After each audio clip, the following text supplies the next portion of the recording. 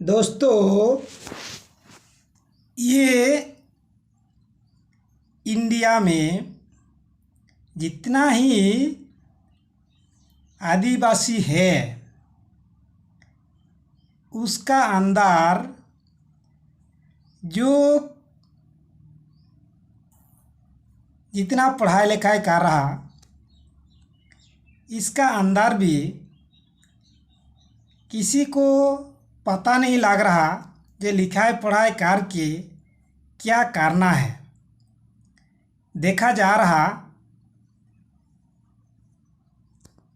School से लेके college student जितना ही है हिस्ट्री भी पढ़ाई कर रहा, जियोग्राफी भी पढ़ाई कर रहा, कॉलेज में पॉलिटिकल साइंस भी पढ़ाई कर रहा, लाइफ साइंस, फिजिक्स, केमिस्ट्री, ऐसे कि मैथ, सभी में इतना नॉलेज लेने का बाद भी एक हॉस्टल जो झारखंड में नवीन सरना हॉस्टल, उसी में कुछ 200-300 की एक दो जितना ही हो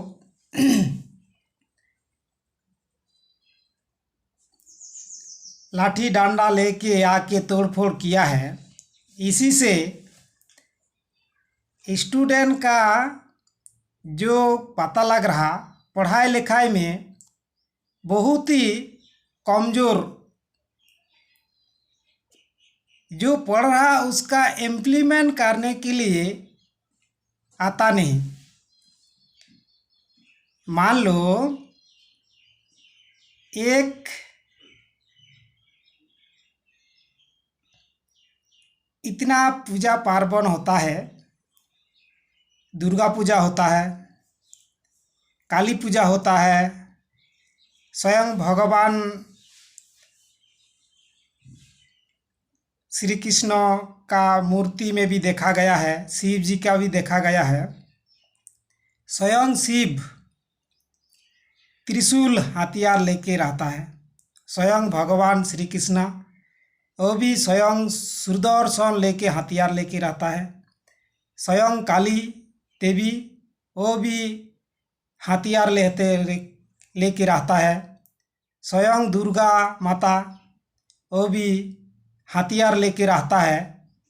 ये देव शक्ति में भी जब हथियार का जरूरी पड़ रहा है, लेकिन जब स्टूडेंट पढ़ाई लिखाई करके ये भी रामायण, महाभारत, गीता सभी पढ़ाई कर रहा, लेकिन किसी लिए कब ये हथियार क्या क्या हथियार लेके साथ में रहना चाहिए, ये शरीर का हर हिस्सा हम लोग का हथियार का पर्चा है, इम्प्लीमेंट करने के लिए ज़रूरी है। जैसे वाक शक्ति, ये शक्ति मुंह में जो बात बोल रहा हूँ ये भी एक शक्ति है। हाथ पैर ये हर शक्ति का ऊर्जा है। इसका अंदर क्या इम्प्लीमेंट, जैसे कंडेंसर लगाने से पंखा का तेज घुमाव होता है, ऐसे ही इंसान का साथ, हाथ पैर का साथ जो क्या हथियार रखने से और इम्प्लीमेंट होता है, ये स्टूडेंट पढ़ाई लिखाई में सीख नहीं पा रहा और इम्प्लीमेंट नहीं कर पा रहा। इसीलिए अभी स्टूडेंट इतना कमज़ोर होते जा रहा और दूसरा का पास सहारा लेने के लिए खुद को कमज़ोर महसूस कर रहा। इसीलिए जितना, जैसे जवाहरलाल नेहरू जी विदेश में बैरिस्टर पढ़ने के लिए गया था, भात खाने के लिए नहीं गया था, लेकिन इंडिया अली जिन्ना स्वयं खुद को इम्प्लीमेंट किया है। स्वयं जवाहरलाल नेहरू जी भी खुद को इम्प्लीमेंट किया है, विदेश से बैरिस्टर करके आके इंडिया में अपना अपना देश गठन करके भी प्रधानमंत्री बन गया है। ऐसे ही पढ़ाई लिखाई करके आदिवासी समाज में भी जो ये था, बाबा अंबेडकर, वो भी पढ़ाई लिखाई करके संविधान लिख दिया है। लेकिन अभी का स्टूडेंट पढ़ाई लिखाई तो कर रहा, लेकिन दूसरों का ऊपर हेल्प के लिए हाथ आगे कर रहा। मेरा इसीलिए सुझाव है, ये जितना इंडिया में, महाभारत भी इंडिया में हुआ है। स्वयं श्री कृष्ण भगवान भी बोला है, आपका ज़रूरत के लिए जो अपना विश्व पितामह जो है, वो अपना होने से भी, गुरु द्रोणाचार्य होने से भी उसका ऊपर धर्म बेधर्म का ऊपर साथ दे रहा, तो उसको हथियार उठाने के लिए कोई प्रॉब्लम नहीं है। उसके लिए, उसको मारने के लिए भी कोई प्रॉब्लम नहीं है। लेकिन अभी इंसान इतना कुछ पढ़ाई लिखाई करके जानने के बाद भी स्टूडेंट इतना लापरवाह हो रखा है खुद का जिम्मेदार के लिए भी। इसीलिए मेरा दुख है ये स्टूडेंट समाज को।